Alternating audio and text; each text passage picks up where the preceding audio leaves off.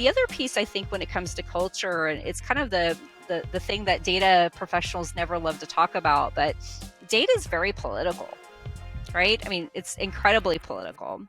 And I think that sometimes when it comes to culture, like you've got to have a culture that also not only wants to be data driven and use information, but you have to have a culture that, again, wants to have a learner's mindset and isn't afraid to ask questions and isn't afraid to challenge either, right? Like sometimes